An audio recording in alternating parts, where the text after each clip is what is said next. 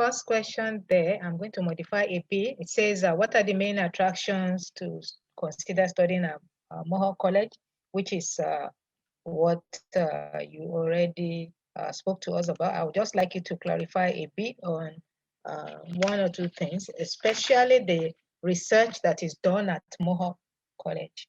What kind of research? Is it postgraduate research? Is it, I mean, can you enlighten us a bit on that? Yes, so this one, normally the research are ordered by the business. For example, I know few students who are taking chemical engineering programs. The professor got a research from a pharmaceutical company here in this area. And then the student will have the professor at the labs as a work placement and co-ops. So other than that, we have a lot of projects with business as well. For example, in IT or computer system programs, we have a lot of projects ordered by farms nearby here in Hamilton. They want us to provide a surveillance system for the growth of trees and plants in the farm. Yeah, something like that. And that is more, I mean, a real life relevant than a scientific research. Okay. So I'm assuming you don't have a postgraduate research going on there. Yeah, I believe so, because it's much more relating to university level, or yeah, I believe that is more university level than college. At the college, as mentioned in Canada, is more towards career and job readiness for students than doing academic research. Yeah. It's okay. Okay, so then I would like to know, does Mohawk has any inclusion policies that are specific for admission programs, especially for persons with disability? Yes, sure. That is, we have a department here. It's called it is called admissibility department. So we have different kinds of support for people with disability. Like we have different exam setting, class setting, different curriculum for students with disability. And if you are interested in that one, I always can refer you to those departments and get more details about what other support we can provide. Okay. We'll get back to you on that. Then, well, you didn't say anything about scholarships for international students. So, are there anything like that? Yeah, for scholarship, normally we provide entrance scholarship, and normally students who already applied, we open a portal that allows students to apply for scholarship, usually 1 or 2 months before the start date of the program. So when you apply to Mohawk, you will get a student ID, and then when that portal is open, you can apply. Normally, those are merit-based scholarships. So it can cost from 1,500 to 5,000 Canadian dollars. Okay. And that's is that general for every student or for international students? Yeah, so that we have specific program for international students and for all students at the college as well. What about anything specific for students from Malaysia, Southeast Asia, or Africa? We don't have that customized scholarship, but I'm sure if you are you interested, then you always can apply for those scholarships. And it is varied.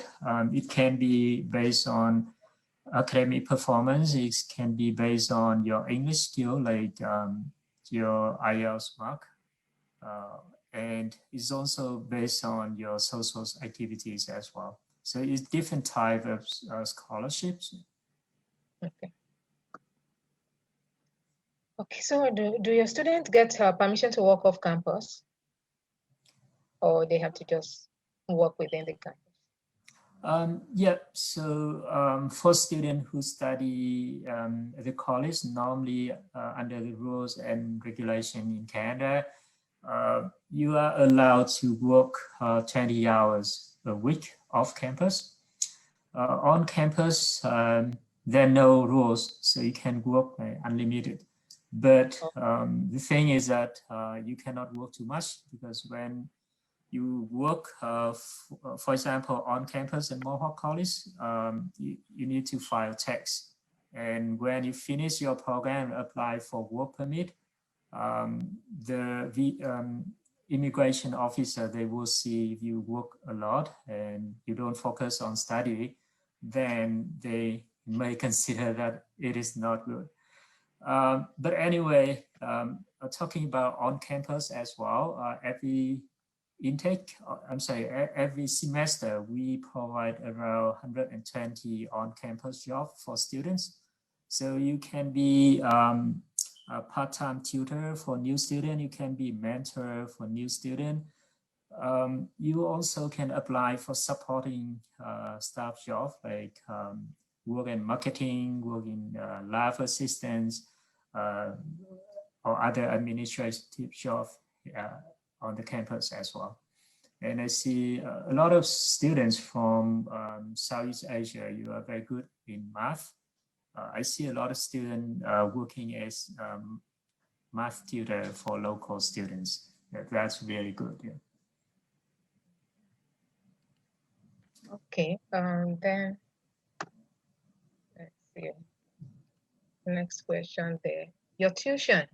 Yeah, I think you didn't mention much about that. Yeah, for tuition, we have tiered tuition here in Canada, especially as a public school in Canada. We are about to provincial education, Ministry of Education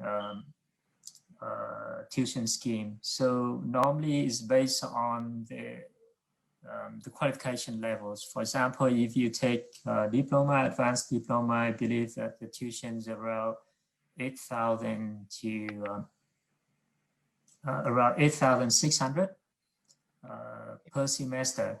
And if you take graduate certificate program, it can be 9,000.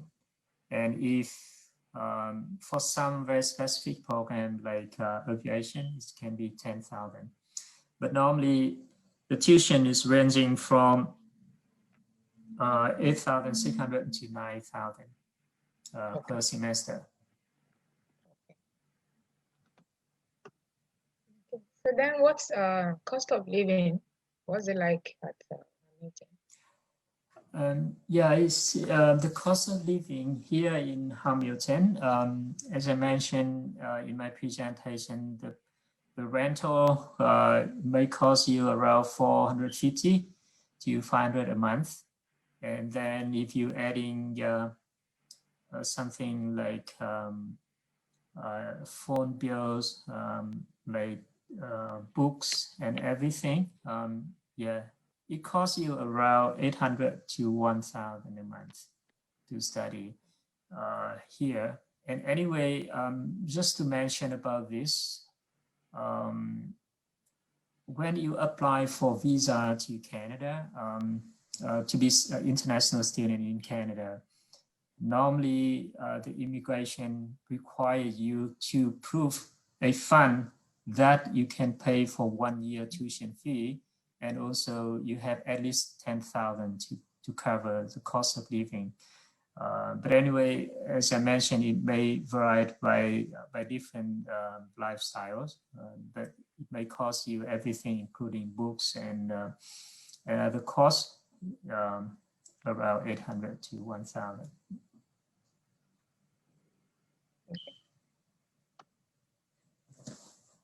So do you have apart from the, I think, graduate certificate, any other program, and then do you have the post-degree programs?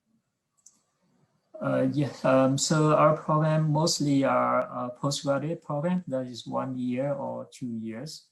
And usually the requirements for English is higher as well. It's normally IELTS 6.5 and no band less than 6 or equivalent TOEFL. And most of postgraduate program, you will see that most of postgraduate program, you don't have co-ops, but you will have work placement in those programs because here in Canada, they design the postgraduate program for somebody who already have your degree. You also work already. So it means that you have work experience. You just come to the college to update that skills and knowledge. So normally the postgraduate program, you don't have co-ops, but you will have work placement. Talking about co-op option, you will see different programs. We have different options, but normally that can be 2 or 3 terms of co-ops, and that is working full-time. So it means that you can work above 40 hours a week. And for co-ops in Canada, because you are working full-time, so it is not bound to your study permit. When you start your co-op, normally at Mohawk College, you start after the first year of your study in your program. And when you enter second year, you can take co-ops before that academic term. So you have time to apply for co-op work permit because you need to file for another permit to work co-op because it's working full-time. And normally for co-ops, a student can earn around $17 to $25 an hour. So if you do a quick calculation, you can earn like 9 to 10,000 if you work full-time 40 hours for one full co-op term within 4 months. So yep, with co-ops, you can gain like 1 semester tuition fee. And the good thing is that not only because of the income you receive from the co-op, you also gain the work experience. And it's really important in Canada. You will see that the qualification in Canada is not so very much important. Yeah, I came to Canada in 2013. I'm a skilled worker. I have a lot of work experience from my home country. My background is IT. But when I come over here, you will be surprised when you search for a job in Canada.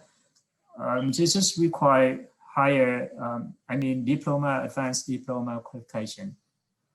For example, my job right now, I cover Southeast Asia, and the job description just require me to have a diploma qualification. Even though I have 2 bachelor degrees from my home country, I study master degree in Malaysia as well.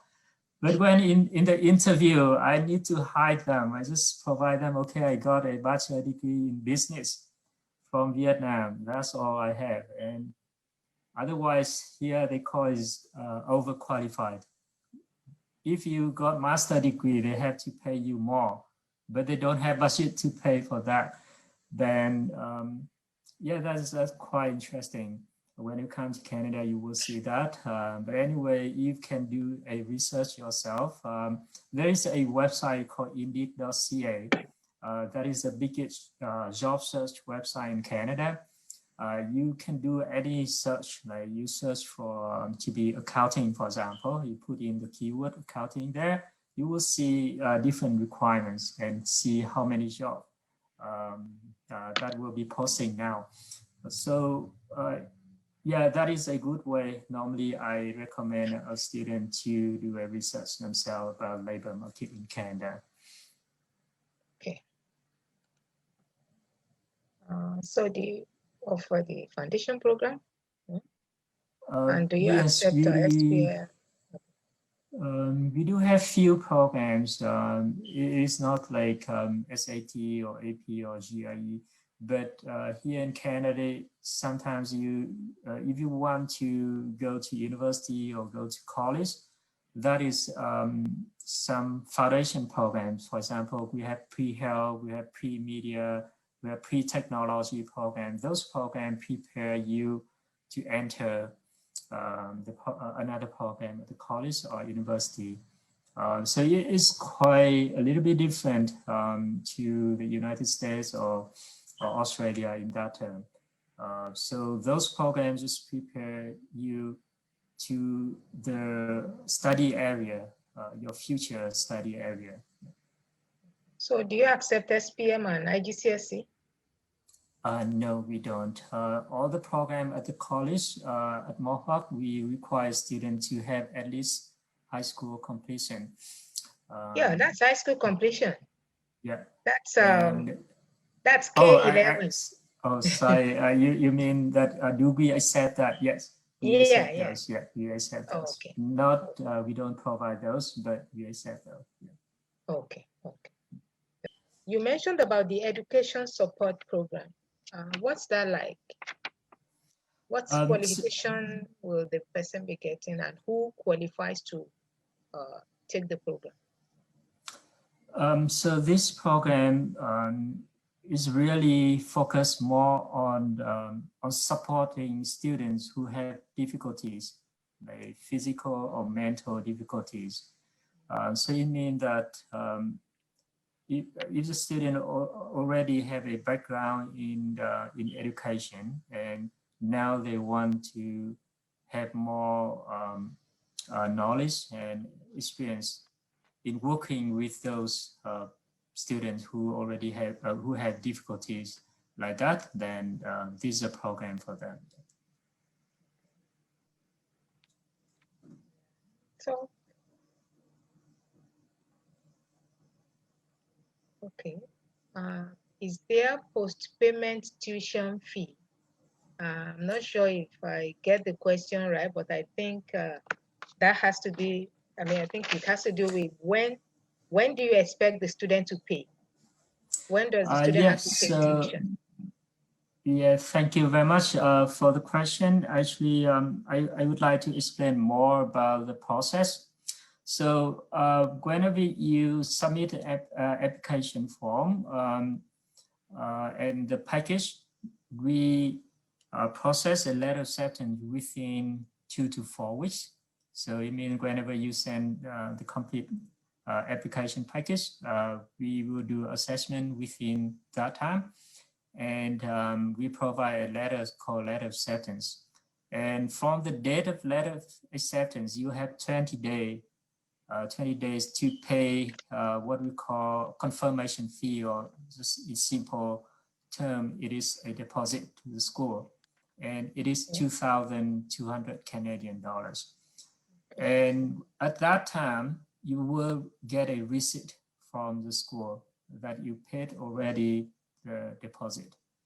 And at that time, you can start your visa application, because the rule to apply for visa is that you are accepted by a institution.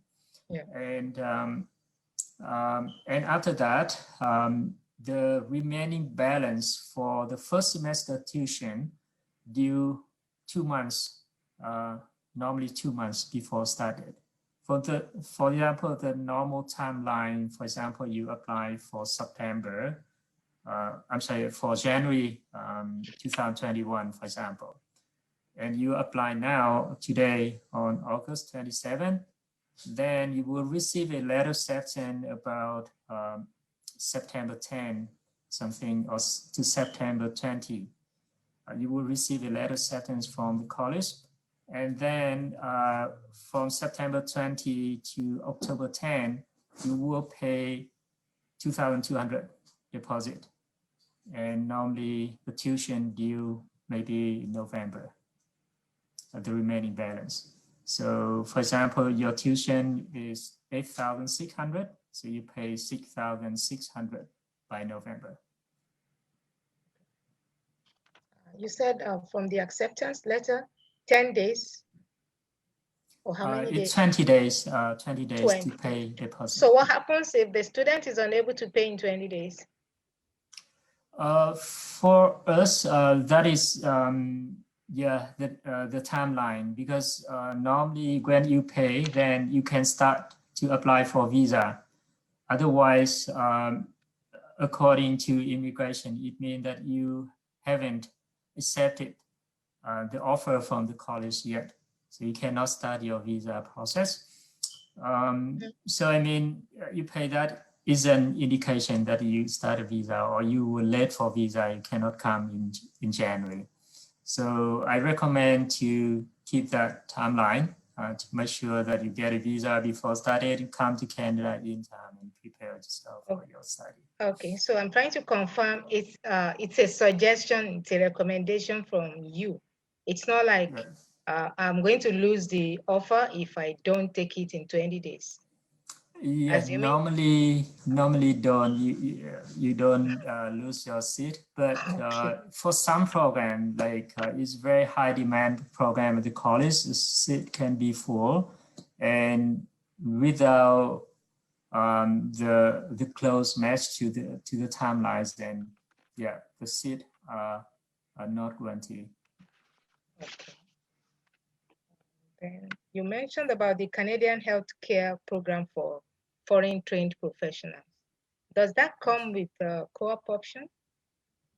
That doesn't come with co-ops because the program is designed for somebody who already have work experience, but it comes with work placement.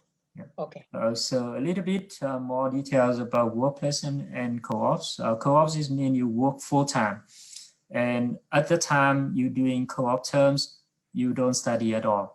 Just go and work full-time.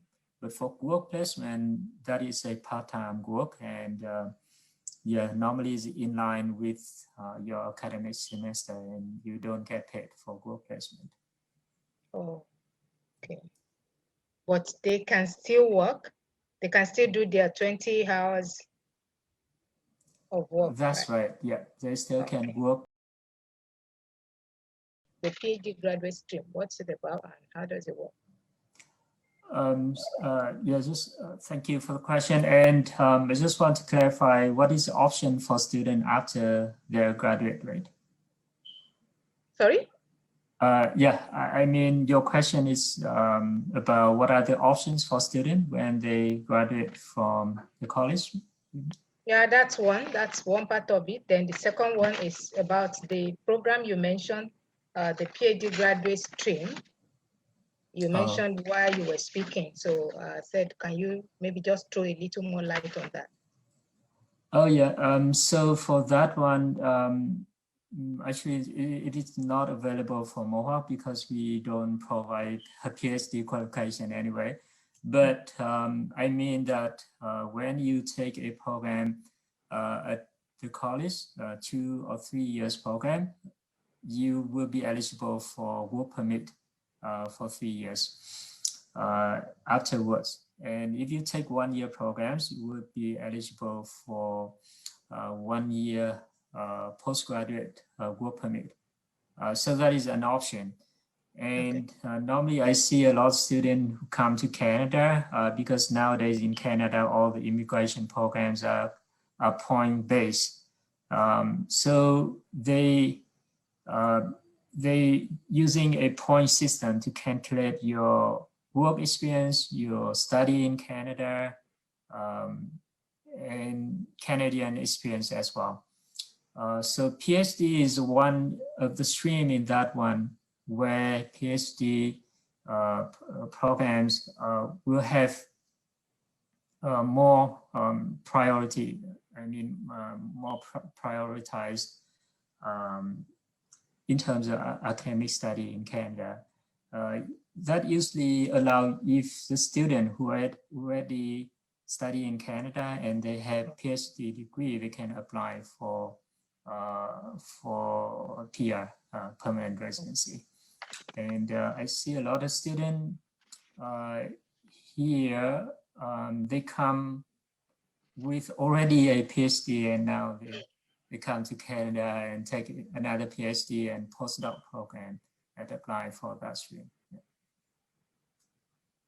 Okay, thank you very much for sharing with us. Thank you for, I'm sure our participants have learned a lot today. The video is going to be made available on YouTube. So for those who couldn't join, you can always review later on. And if you have any question, please be in touch with Arrows Transactions or OT Consulting or whatever clarification you need.